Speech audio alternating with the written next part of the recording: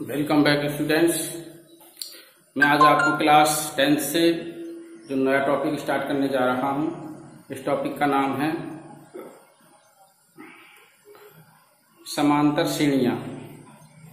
इसको शॉर्ट में एपी कहते हैं, एपीज अर्थमेटिक प्रोग्रेशंस।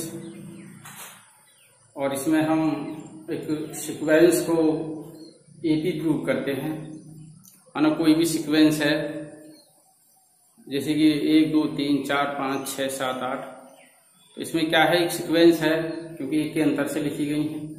हम क्या भाई 1 का स्क्वायर, 2 का स्क्वायर, 3 का स्क्वायर, ये भी एक सीक्वेंस है, परंतु ये एपी नहीं है। इसका कारण है कि इसमें जो अंतर है, कोई पद और उससे पूर्व पद का जो अंतर है, किन्हीं दो पदों का जो अंतर है वो बराबर नहीं है। भाई 1 का वर्ग 1 होता है, 2 का वर्ग 4 होता है, तो 4 और 1 का अंतर 3 है। फिर 9, 4 के बाद 9 है, 9 और 4 का अंतर 5 है। तो स्टूडेंट्स ये अंतर बराबर नहीं है। सार्वांतर कहते हैं जिसको अंतर बराबर होता है। तो एपी में जो कॉमन डिफरेंस होता है, एपी उसे कहते हैं, उस सीक्वेंस को, उस सीरीज को एपी कहते हैं जिसके प्रत्येक दो पदों के बीच का जो अंतर है, जो सार्वांतर है, वो बराबर हो, कॉमन डिफरेंस। तो स्टूडेंट्स मैं आपसे उम्मीद करता हूं कि आप घर पे होंगे, सुरक्षित होंगे, कि इस समय लॉकडाउन की स्थिति चल रही है, तो हमें इस पे घर पे रहने के लिए अधिक से अधिक मौका मिल रहा है। इस मौके का हम सदुपयोग कर सकते हैं। तो अब हम देखते हैं इसमें एक्सरसाइज 5.1 का पहला क्वेश्चन। इस क्वेश्चन पहले के क्वेश्चन नंबर 1 के आधार पर ही मैं इसका आपका कंसेप्ट समझा दूंगा पूरा। हम एक क्वेश्चन ले लेते हैं, इस क्वेश्चन भी हो जाएगा और हमारा कंसेप्ट भी क्लियर हो जाएगा। तो देखते हैं पहला क्वेश्चन। तो मैं थोड़ा सा बताऊं इसमें एपी के बारे में। जैसे सीक्वेंस है कोई भी हमारा, मानो कोई अनुक्रम है, सीक्वेंस को हिंदी में अनुक्रम कहते हैं।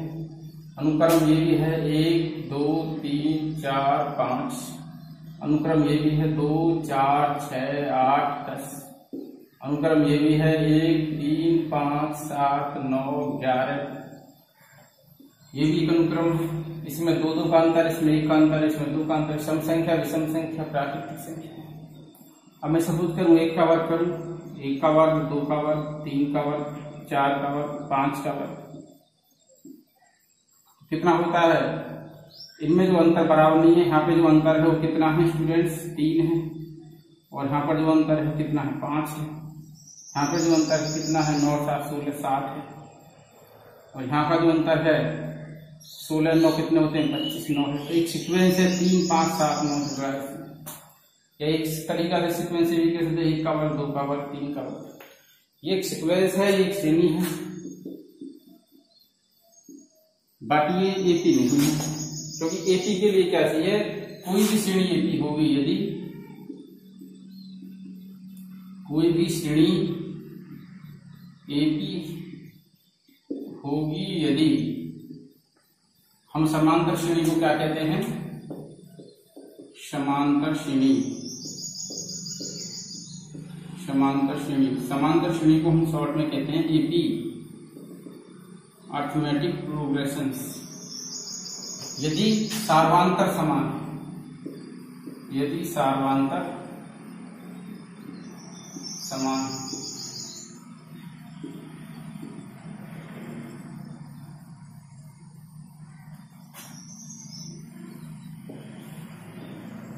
कोई भी श्रेणी एपी होगी यदि सार्वांतर समान है। ठीक है, तो आइए स्टूडेंट्स अब हम देखते हैं, इसमें चेक कर लेते हैं। देखिए जैसे कि हमने भी पढ़ लिया A1 A2 पहला पद है,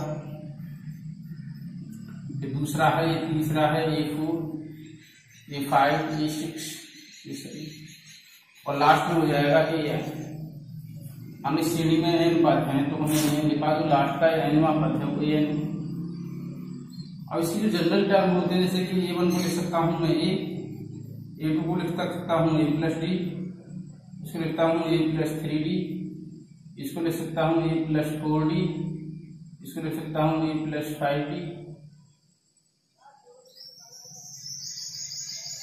D 2D देखो 2D, फिर सीक्वेंस आता है 3D, फिर आता है 4D डॉट डॉट। अगला जो टर्म्स आ जाएगा a plus n minus 1 into D. -1 की गुणा क्यों? क्योंकि एक पद छोड़ के d इंक्लूड हुआ है। तो यहाँ पे जैसे a2 है तो 1d है, a3 है तो 2d है, 4 है तो 3d है। इसका मतलब इसको कहते हैं जनरल टर्म्स, इनको कहते हैं जनरल टर्म्स और हिंदी में कहते हैं सामान्य। इसका जो जनरल फॉर्म है एपी की जनरल फॉर्म, ये टर्म्स जनरल कहलाए और इन टर्मों से जो हमारी एपी बनी है, जो हमारी श्रेणी बनी है वो कहलाई सामान्य श्रेणी, सामान्य पद। इसकी हिंदी आ जाएगी सामान्य पद। तो देखो इसमें जो n बट टर्म्स जो होता है ये होता है a plus n minus 1 into T.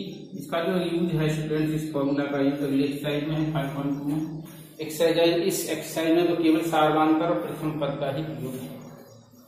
तो देखो इस श्रेणी का जो प्रथम पद होगा वो तो ये होगा प्रथम पद, ये होगा, और जो सार्वधातुक होगा इसका, सार्वधातुक का मतलब होता है कोई पद, हम कोई भी पद लें श्रेणी का उससे पूर्व पद उसको घटा दें, उससे पूर्व पद, कोई पद उससे पूर्व पद। तो देखो सार्वधातुक डी हो गया a2 minus a1, a2 minus a1 हो गया, मतलब a2 का मतलब दूसरा पद और a1 का मतलब है प्रथम पद, फर्स्ट पद। देखो हमने इसके कंसेप्ट के बारे में थोड़ा पढ़ा भी, थोड़ा स्टार्टिंग का कंसेप्ट है। यदि कोई भी श्रेणी एपी होगी, यदि समांतर श्रेणी होगी, समांतर समान अंतर, जिसके दो पदों में समान अंतर है उसको कहते हैं समांतर श्रेणी, कॉमन डिफरेंस जिसका बराबर है। तो आइए देखते हैं इस क्वेश्चन का। देखो ये क्वेश्चन जो दिया हुआ है क्या बताता कि इसकी सिचुएशन, ये सिचुएशन यदि हमें दी हुई है, क्या इस सिचुएशन से एपी का निर्माण होता है नहीं होता।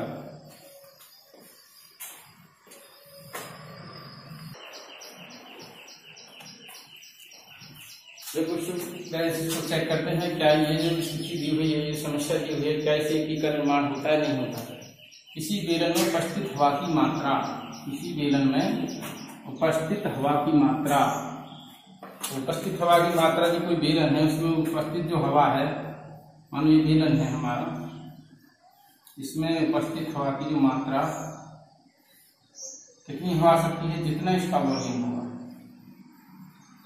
यदि इसकी रेडियस r और हाइट h है तो इसका जो वॉल्यूम हमने पढ़ा है लास्ट क्लासों में, वो पढ़ा है हमने v बराबर पाई r स्क्वायर, जहां r त्रिज्या और h क्या है ऊंचाई।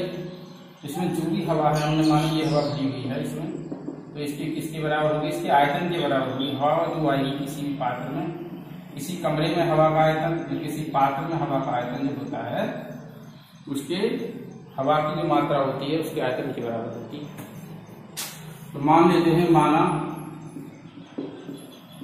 माना बेलन में उपस्थित हवा की मात्रा v घन इकाई है। तो किस इकाई में दे रहे क्योंकि तो घन इकाई मान लेंगे, v घन इकाई।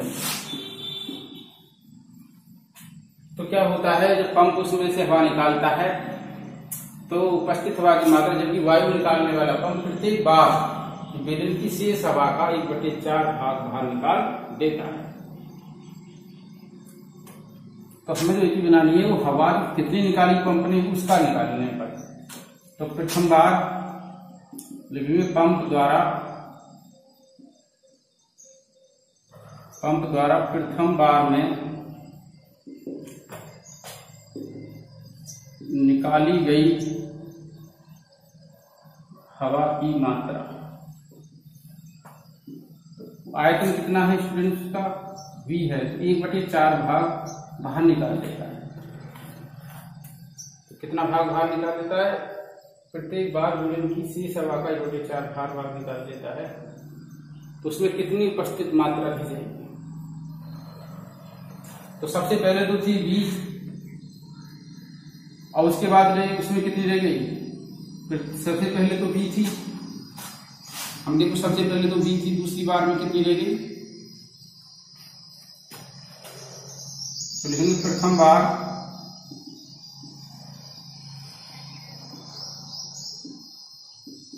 हवा निकलने के बाद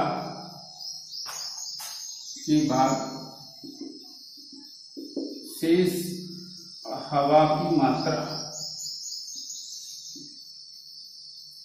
तो एक बार उसमें 1/4 भाग निकाल दिया, तो कितनी हवा रहेगी इसमें। पहली बार पंप चला तो इतनी हवा निकली, तो कितनी हवा रहेगी इसमें, तो V माइनस 1/4 V, एल्सियम आ गया 4, 3 4V माइनस V कितना हो जाएगा 3V/4, 3V/4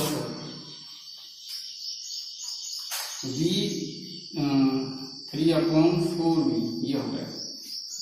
अब ये हवा बची इसमें। अब बात आती दूसरी बार में पंप कितनी हवा निकालेगा। देखेंगे दूसरी बार में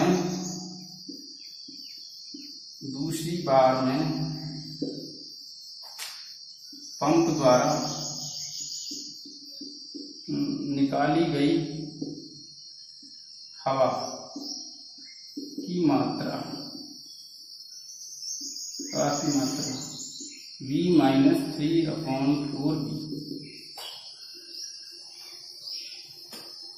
तो इतनी है, नहीं सॉरी, अब दूसरी बार में जो मात्रा निकली हमारे पास 3/4V है, तो इसका कितना 1/4, किसका 1/4, 3/4V का 1/4, मतलब ये है।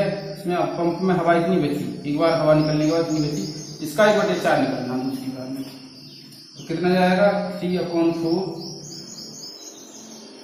मैंने 20 में से कॉमन ले लिया, तो मुझे क्या बचा 1 माइनस 1/4, तो मुझे मिलेगा 3/4V, और इसमें से एल्सियम लिया 4, तो 4 माइनस 1 3/4V गुणा 3/4, तो मुझे मिला 3/4 का स्क्वायर V, ये मिला।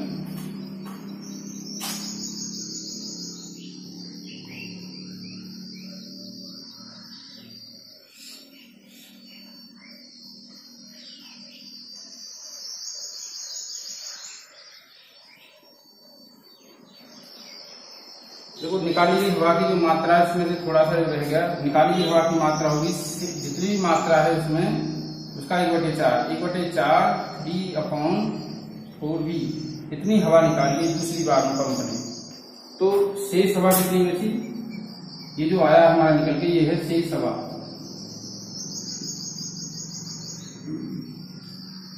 शेष हवा की मात्रा, शेष हवा की मात्रा है, कौन सी मात्रा है शेष हवा की मात्रा, जब दूसरी बार पंप मतलब दूसरी बार पंप द्वारा निकाली गई हवा के बाद जो बेलन में बची है, तो दूसरी बार हवा निकलने के बाद, पंप द्वारा हवा निकलने के बाद बेलन में बची शेष हवा की मात्रा, तो इसको लिख सकते हैं हम इसमें दूसरी बार हवा निकलने के बाद बेलन में शेष हवा की मात्रा, तो बेलन में इसके बाद दिया जाएगा शेष हवा की मात्रा, यह इसके बाद आ गई शेष हवा कितनी बची 3/4V का स्क्वायर/V, ये हो गया। तो क्या देखना है कि क्या ये AP है, ये AP है, इसको चेक करना है। देखो सारवांदर चेक कर लेंगे डॉट डॉट, A1 तो मुझे V मिल गया और A2 मिल गया 3/4V। अब इसमें मैं A2 माइनस A1 निकालूंगा तो मुझे मिलेगा 3/4V माइनस V।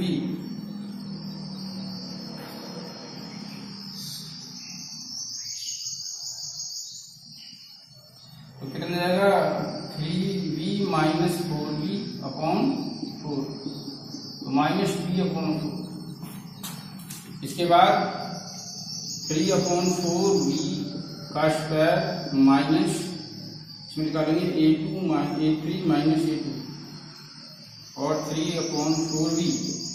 तो 3/4v कॉमन ले लेंगे इसमें, हमारे पास जो बचेगा वो केवल 3/4 बचेगा -1। तो -1/4 इंटू 3v/4। तो सार्वंतर बराबर नहीं है तो ये एक ही नहीं है, लिखेंगे चूंकि a2 - a1 not equal to a3 - a2, इसलिए यह स्थिति, ये सिचुएशन दी हुई है ये एक ही नहीं है। स्थिति, निम्नलिखित स्थितियों में से किन स्थितियों में संबंध संख्याओं की सूची एक ही है? तो लिखेंगे इस स्थिति में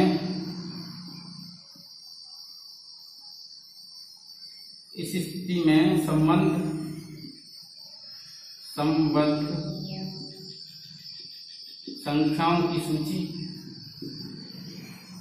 संख्याओं की सूची एपी नहीं है, एपी नहीं है। स्थिति में संबंध संख्याओं की सूची एपी नहीं है।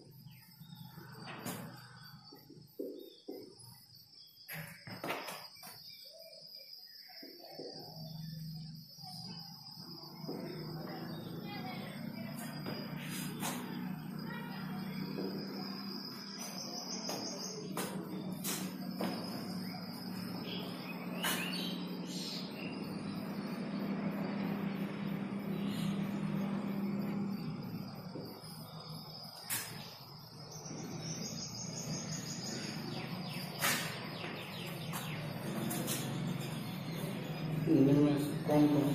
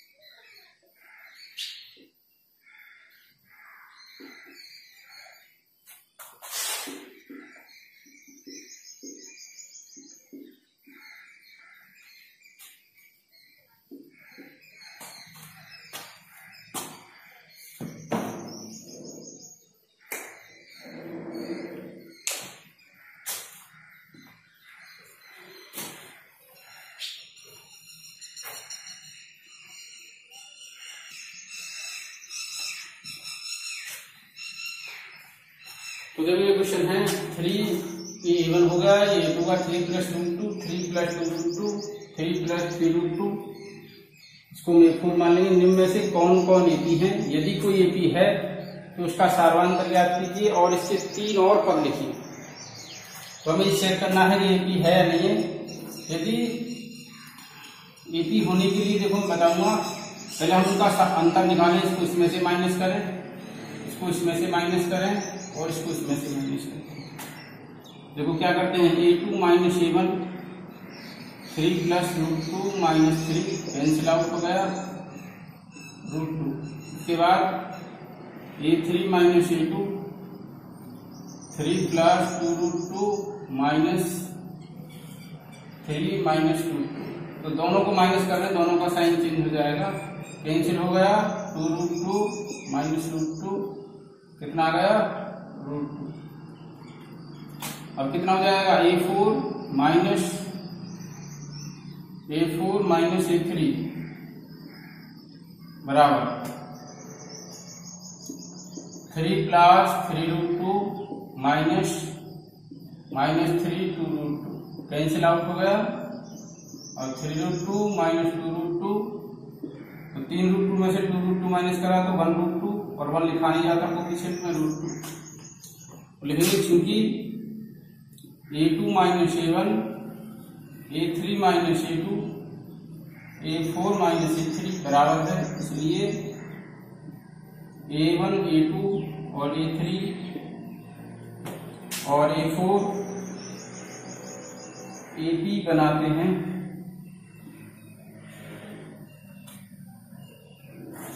दी गई श्रेणी लिख देंगे अथवा दी गई श्रेणी AP है, दी गई श्रेणी AP है। अब यदि AP है तो उसका सार्वधातुक निकालिए। तो ये सब सार्वधातुक ये जो हमने निकाला है D बराबर √2 इसका सार्वधातुक है। इसके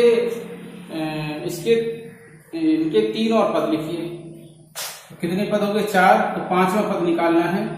जब 5वां पद निकालूंगा तो मैं a प्लस 4 में d जोड़ दूंगा। इसको हम ऐसे भी लिख सकते हैं a प्लस यदि 4 है तो 5 है तो 4d, 4 है तो 3d है, 3 है तो 2d। मैं ये लिखूं या ये लिखूं एक ही बात है। इससे थोड़ा क्या होता है इजी हो जाता है। मतलब यदि हमें कोई हम 5 पद निकाल लें तो उससे पहले पद में यदि हमें पहला पद पता है तो उसमें d जोड़ दें। यदि पहला पता है तो कोई पद मतलब पूर्व पद प्लस सार्वधातुक ये होता है n में पद का मान। a4 हमें यदि पता है तो हमारा पास है 3√2 प्लस सार्वधातुक कितना √2 कितना हो जाएगा 3 प्लस 4√2। बहुत ईजी हो गया, इन दोनों को ऐड कर दिया तो लाइक टर्म से लाइक रेडिकल से जिनको हम करनी कहते हैं हम निकालेंगे a6। तो a5 में क्या जोड़ देंगे d। यदि मुझे 5 पता है तभी ये फॉर्मूला लगेगा, नहीं तो फिर और फॉर्मूला लगेगा। केवल a और d पता है तो a प्लस 5d वाला लगेगा। प्लस √2 सार्वधातुक है तो 3√5√2। अब a7 हो जाएगा a6 प्लस d तो 3 प्लस 5√2 प्लस √2 कितना हो जाएगा 3 प्लस 6√2। ये हो जाएगा a7 a5 a6 a7।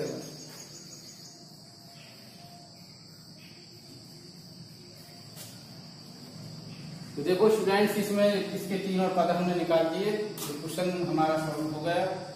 बड़े ध्यान से वीडियो को देखना है। यदि कोई प्रॉब्लम होती है तो कमेंट करना है।